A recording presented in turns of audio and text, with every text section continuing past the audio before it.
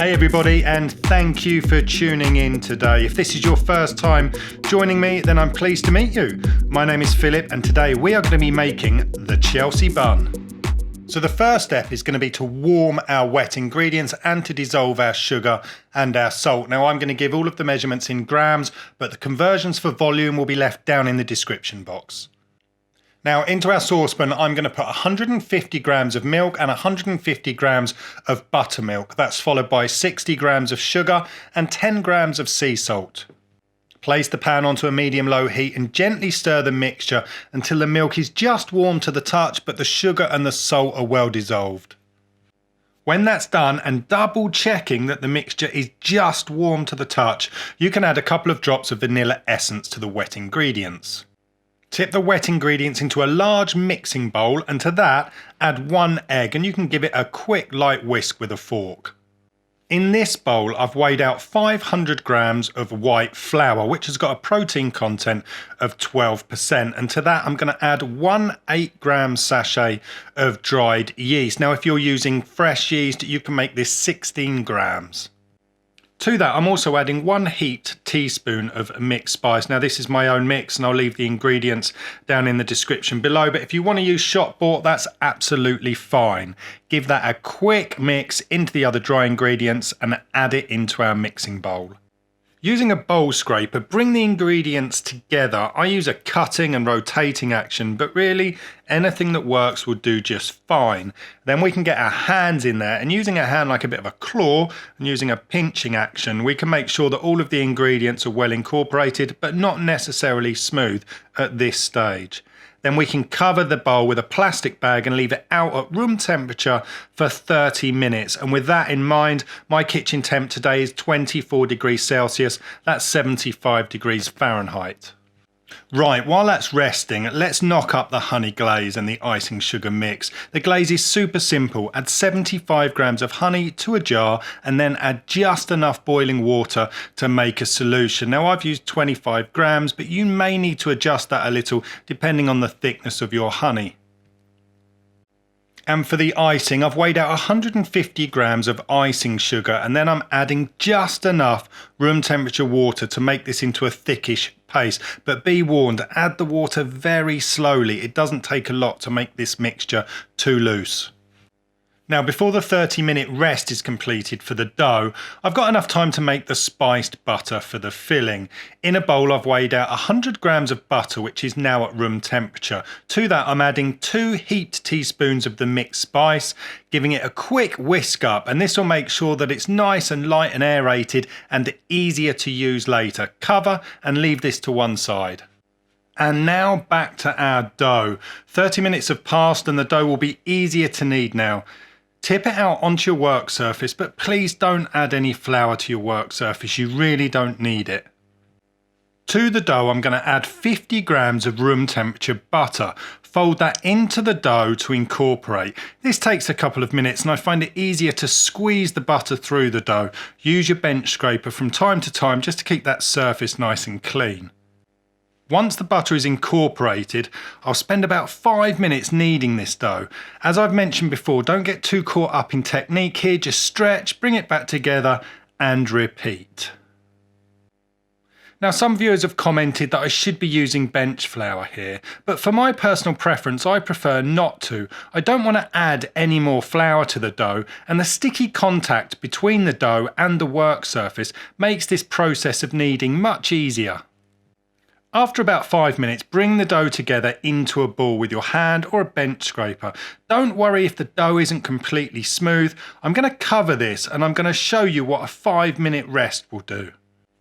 And here it is, smooth, supple and ready for its bulk proof. I wanted to demonstrate that kneading the hell out of the dough isn't always the best path to a smooth dough. Sometimes a little time is all that it takes.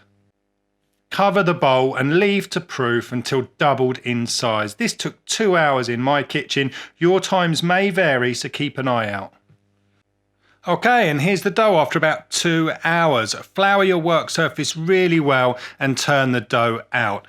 Push the dough out into a square shape, flour the top, and using your rolling pin, you're going to need to pin this out into a rectangle. It's about 35 centimeters 14 inches high and 50 centimetres 20 inches wide. This will give 12 buns that fit a 21 centimetre by 33 centimetre, that's 8 by 13 inches tray.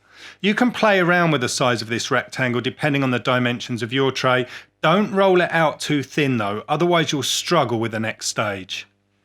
As I'm pinning out the dough, I also lift it up to make sure it's not sticking to the work surface, and then add a little bit more flour underneath if necessary. This is a pretty strong dough, so don't worry too much about handling it. Once we've pinned this out to the right size, we take a spatula and we're going to spread on the layer of butter, leaving a couple of centimetres at the top. This dough will take all of the butter. Try to spread it as evenly as possible. Next up, I'm just going to give a quick grating of lemon and orange zest to this. That will be followed by a sprinkle of golden brown sugar. I used about 75 grams here, but this can be adjusted depending on the sweetness you want to hit. Now I'm adding 200 grams of dried fruit. You can use whatever fruit you prefer, but here I'm using currants and raisins. Just make sure that you try to even them out over the dough as much as possible. Right, rolling time. Pull the dough back out into its rectangular shape and then begin to roll up the dough. I always end up with more in the centre, so don't stress too much. Work backwards and forwards along the dough, making sure it's nice and tight so you press all of that fruit into the dough. When you get to the end, wet the seam with a little bit of water and then roll the dough over it and press down firmly to make sure it's nicely sealed. Brush the outside of that Chelsea sausage with some melted butter. This will enrich the buns further, but it also makes them easy to separate after they've been baked. I like to trim off the ends of the sausage to make it more even, but you can leave them on if you want so there's no wastage. And using a serrated knife, cut the sausage into 4 equal pieces and then cut those into 3 equal pieces, giving you 12 in total. Right, load them gently into a tray that's been lined with non-stick paper and leave a little gap between them just to allow them room to expand. And then we're going to leave these to proof at room temperature, covered with a large plastic bag. These will be ready when they've expanded really well and are hugging each other. Right, now this took a little longer than the first proof. This took about 2.5 hours, and after a quick egg wash, they're ready to bake in an oven that's been preheated to 175 degrees Celsius. That's 350 degrees Fahrenheit. The oven's set to bake mode, so that's got no fan whatsoever, and the oven shelf is positioned on the lower third shelf. Check the buns regularly, and after 25 to 30 minutes, you will have a beautiful golden Chelsea bun. Glaze them really well with that honey mixture as soon as they come out of the oven. And then after they've cooled for about 15 minutes, you can just give them a drizzle of the icing mixture, and that's it. Pull them out of the tray really carefully, leave them on a wire rack to cool, or until you're ready to dive in. Right, let's give the Chelsea bun a whirl. Oh, it's very soft.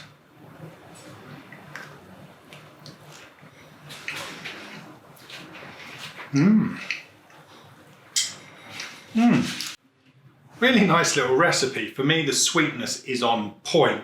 Then you get the fattiness, the richness come through from that butter, which also helps this Chelsea bun unravel as you eat it, and it kind of reveals all of that mixed fruit that's in there.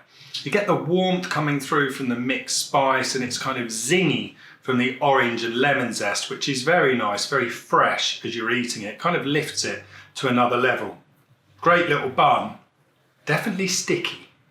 I'd like to say a big thanks to everybody who's been engaging with me on Instagram stories while I've been testing out this recipe. That's fantastic. And I'd also like to say a huge thank you to everybody once again for watching. I'll see you again very soon. Stay tuned.